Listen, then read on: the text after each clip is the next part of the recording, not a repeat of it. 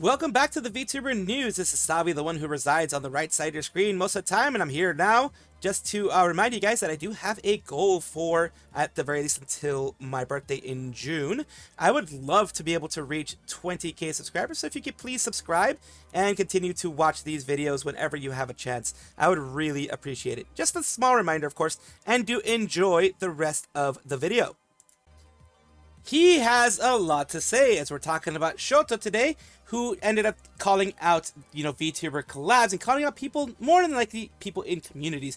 Not so much the collabs themselves, but people in the communities that are aggressive towards people collabing with their Oshis. So today we're talking about Shoto. As I mentioned before, he is a male English-speaking Vietnamese-American VTuber. Very successful one, by the way. He's independent. He used to be a member of Hanamori.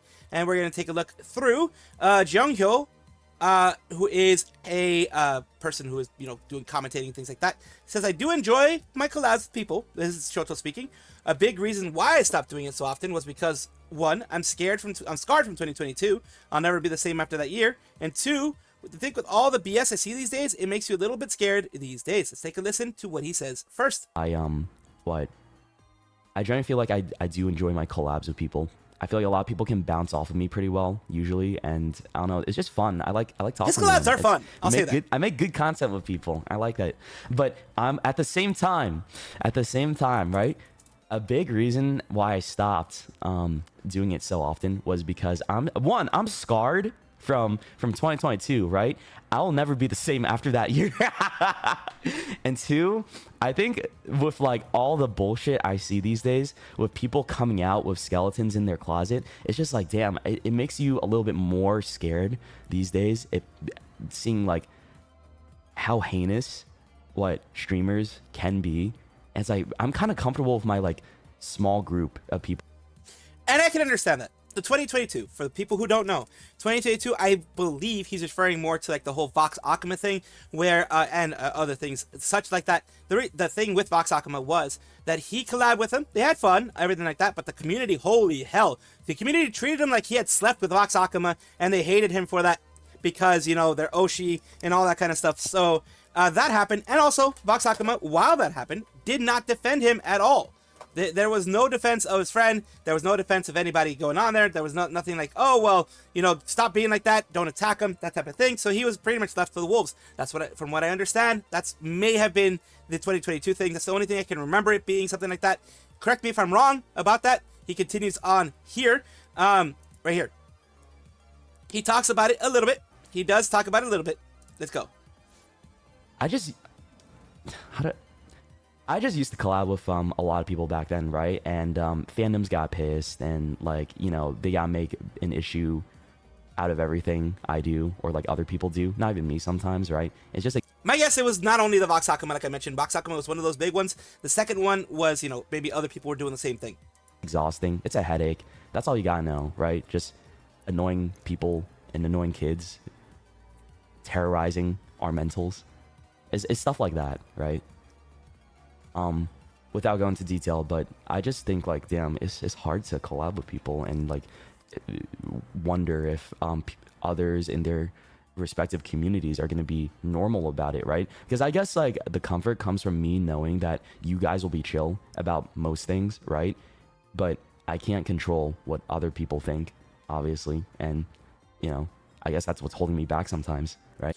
So yeah, the next part is the final part that I'm going to show you guys, and then I'm going to talk a little bit about it here. And that's the thing. Well, I'll talk about it right now.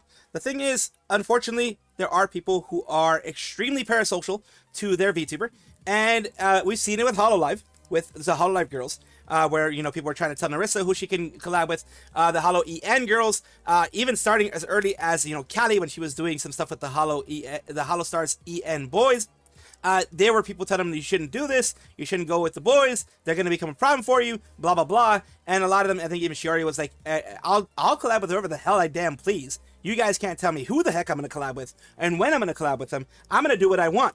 And, there are going to be people who are going to be very angry at that. It is not something new in the VTuber industry. It is not something only in the indie VTuber space. It is everywhere, unfortunately. People get a little too parasocial and want to actually control who their people talk to, who their Oshi talks to, what they do, where they are, what they go, what they say, all that kind of stuff. It is too much. It is entirely too much. And let's go with this one here. Now, you know, the reason why I made an Instagram was because there was this fake Instagram person who pretended to be me. They gathered, I don't know what, they like were hiding the fact that they were a fan account, right?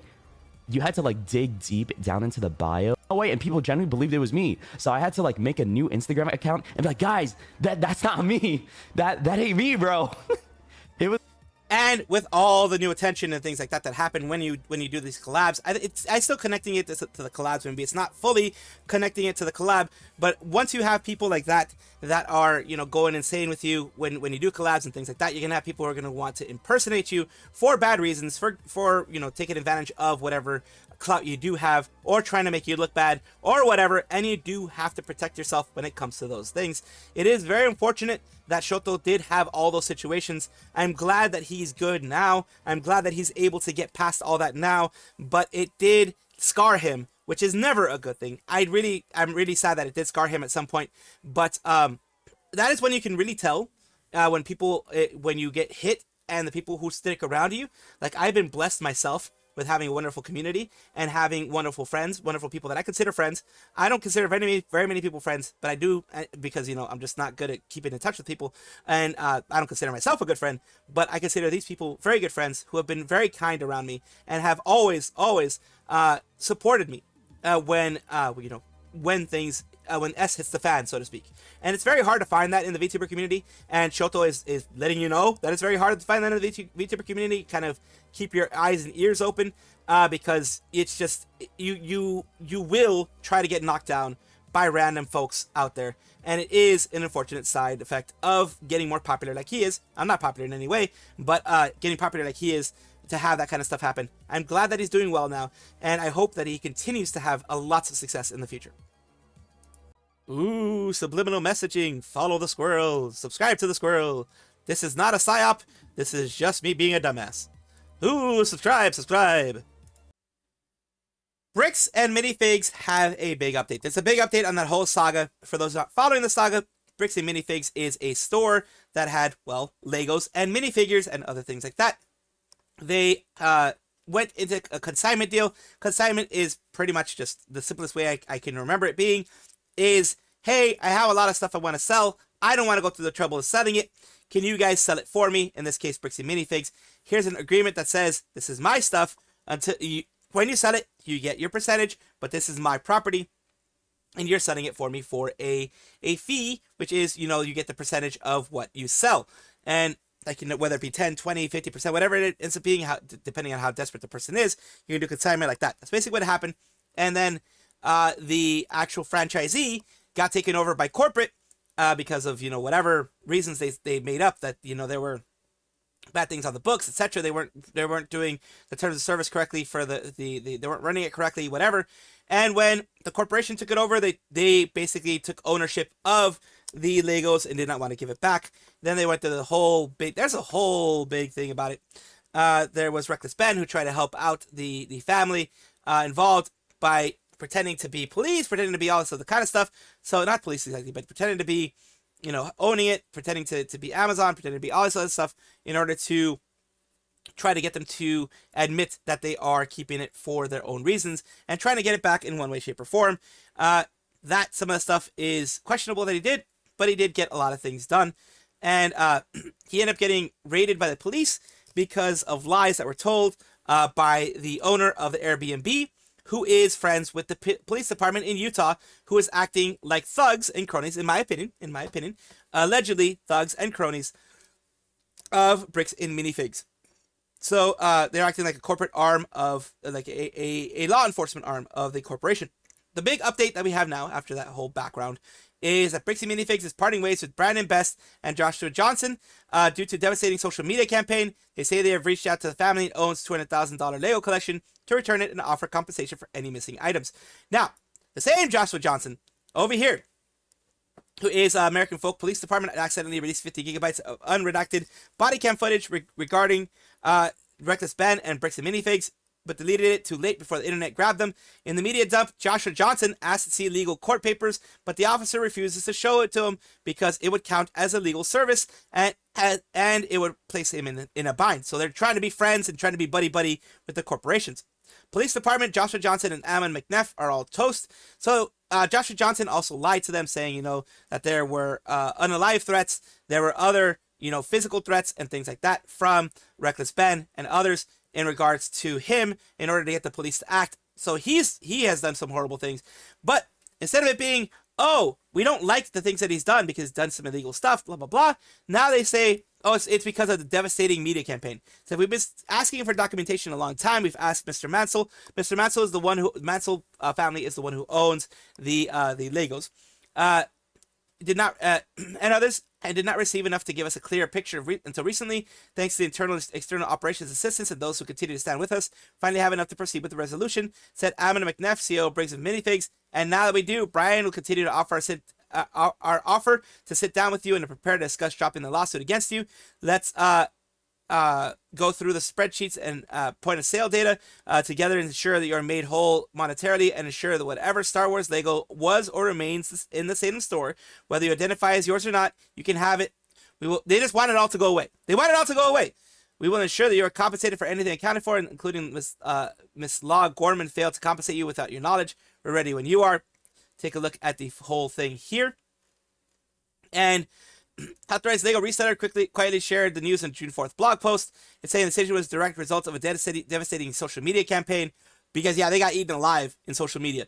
Post also stated that the investigation into the matter uncovered significant evidence of gross negligence by Salem, Oregon store's previous owners, including operational gaps during the transition. According to the post, BAM, Bricks and Minifigs, personally reached out to Brian Mansell, the owner of the disputed 200K Lego, to get a mutual resolution. Bricks and Minifigs CEO offers to compensate Lego Star Wars owner. So yeah, the thing that I said before, that I showed before, they are attempting to get all of that stuff and, squared away because they want the social media stuff to disappear. And BAM takes action. Internal investigation. The 3 sets of books were maintained by Crystal, personal email accounts, all that kind of stuff. She significantly underreported sales to Brian due to the online disparagement campaign of Reckless Ben. So basically, because of the online campaign, Brandon Best and Joshua Johnson were forced to temporarily close their store. The permanent closure of Salem, Oregon store and mutual separation between the company. So they are permanently closing that store in Oregon. And I said Utah before. My bad. It's Oregon. My bad.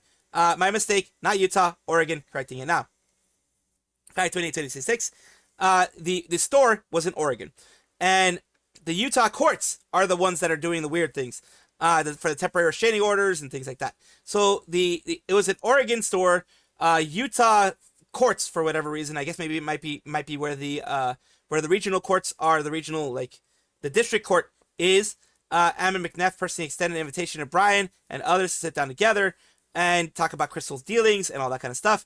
Proposed sit down, BAM even indicated willingness to potentially dismiss Brian personally as a named defendant in its lawsuit against Reckless Ben and others regarding the defamatory content. So that is what we're doing right now, what has been going on so far. It is insane.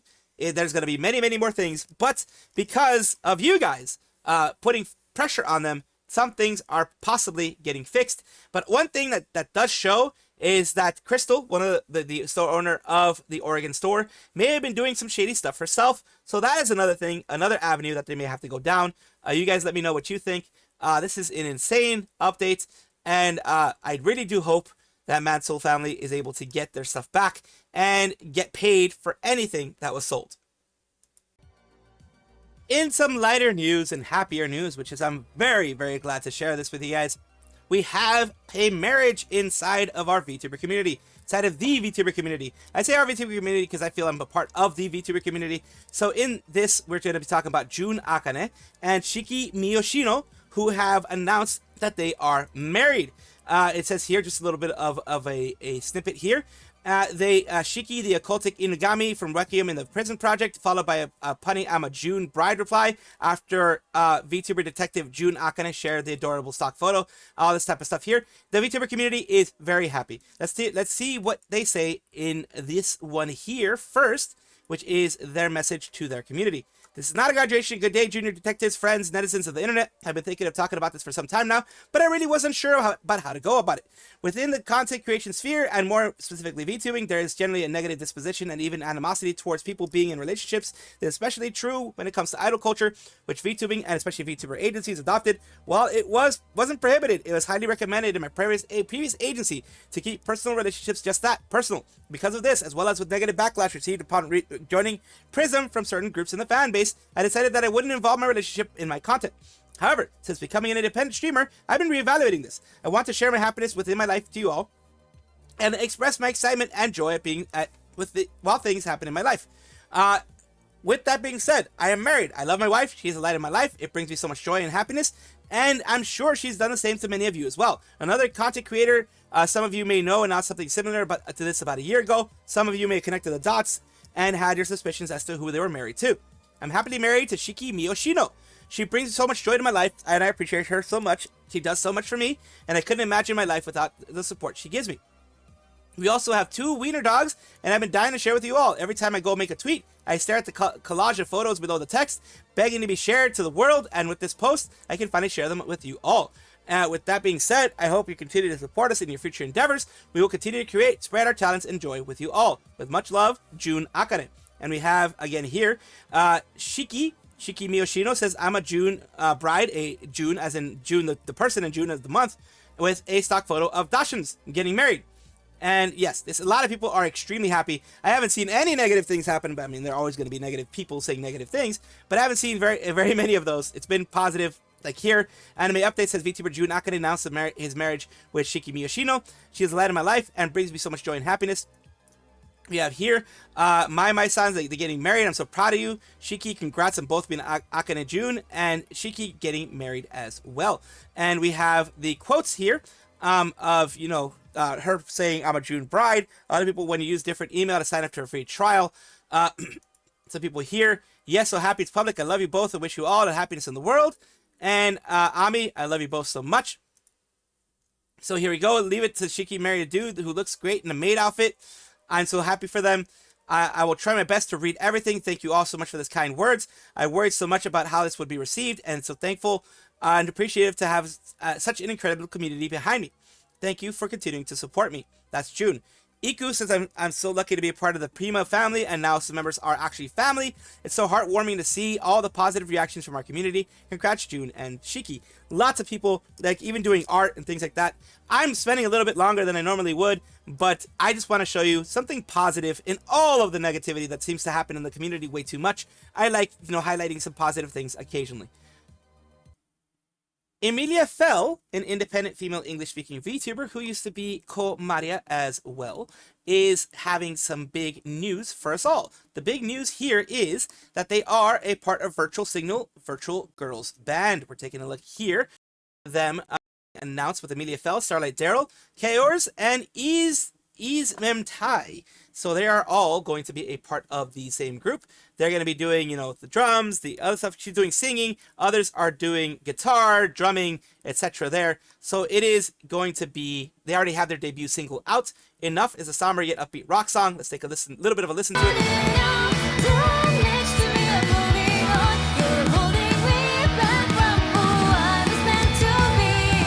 There we go. So that's a little bit of what she has there. She has announced, yes, meet the Virtual Signal members. Emiliya Fell, role lead vocalist, lyricist, matcha, coffee, traveling is what she likes, dislikes sour flavors, favorite music, girls band, Annie song, emo, J-rock, visual K, band made, Kesoku band, Toganashi Togir. And there we go. Fallen Angel, who loves a girl band anime. She descended from the heavens and started Virtual Signal with her friends as the band's frontwoman, lead vocalist, and lyricist. Her ambition, sweet charm can captivate anybody, especially when she sings her beautifully melancholic lyrics. And there we go. A wonderful lyric there. And wonderful lyrics as you heard before. And a wonderful view there of what she has there. GBC fan, go to Taste in Music. Let's effing go, Emmy. This is my Fallen Angel. Can't wait to hear the music y'all make together. And you just did hear the music as I showed it to you in a little bit ago.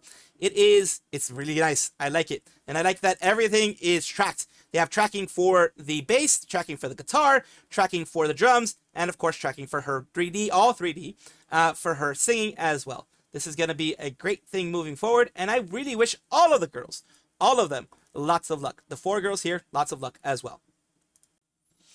Machina x Flayon is a male English VTuber with Hololive Productions Holostars branch, Holostars English specifically, and is there part of Tempest. What we're talking about today is recently I had covered, well, recently as in like, when it was announced about like 5-6 days ago, I had covered about the situation of him getting a new outfit, and this is their new outfit. That's what we're going to take a look at right now, and we are going to take a look fully at everything here. It does look like it is a maid outfit. That's what a lot of people were thinking. A lot of people were thinking it was going to be maid inspired. I think some people really hit the nail on the head and the type of thing because of the look of it. We're going to take a look and see what it actually ended up being. It is very maid inspired, as you can see here. Very much maid inspired. So we're going to take a full look at what they have. First, they do the head. Let's take a look. When I think hairbends, I think of Arcwade. And just for me. There you go. That's a pin. Yeah. Hiragana says, Flayon. Hi, Fureon. Also, thank you. For this, the hair bun. It is inspired by my sister, but she has one on the other side. And also, Yui Yukahama from Oregaidu. I notice the wings. Take a closer look. Hold on. Here, can you take this off for me?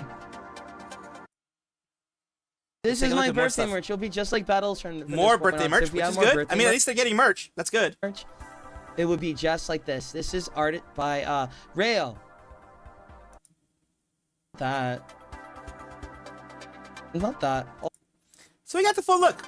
And he has this look too. Birthday. I gotta go to sleep. Where the hell do you think you're going, huh?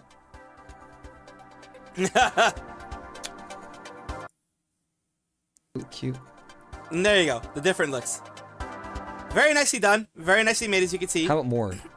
The cute style. It seems like they're going a little bit more. At least some of them are going more for the. Yeah, she's not even top 10 evil chars. Going more for a little bit of the cutish style, while others are trying to hit different styles. I think they're doing it a lot, in my opinion, because you know they need to start getting more fans in some way, shape, or form.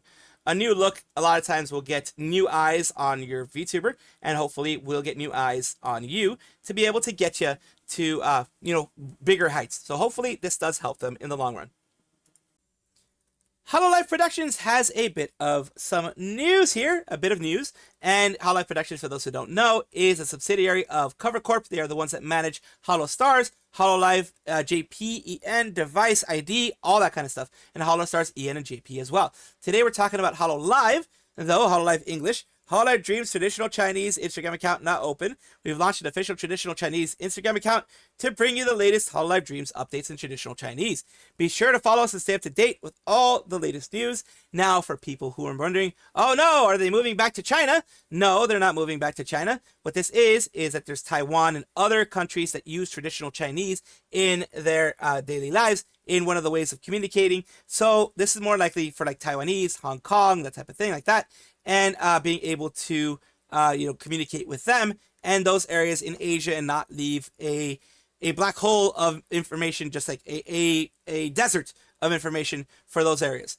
And like someone saying down here, anybody saying, oh no, not Chinese, is different. CCP forces everybody in China to only use simplified Chinese. Traditional is banned and still used by other Chinese-speaking countries in communities like Taiwan. So yeah, that is the main thing. It's not, oh, we're going back to China. It's more, hey, everyone else who uses traditional Chinese and not simplified Chinese, we have an Instagram account for you. Anybody who understands that, uses that as their main form of language and stuff like that, we have that for you now. Did we just become best friends? Yep! It's actually kind of cool. I like it.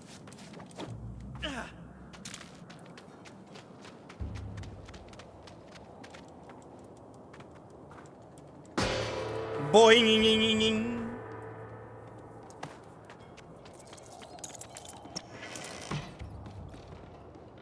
Interesting choice of decor. We're ninjas, not interior decorators.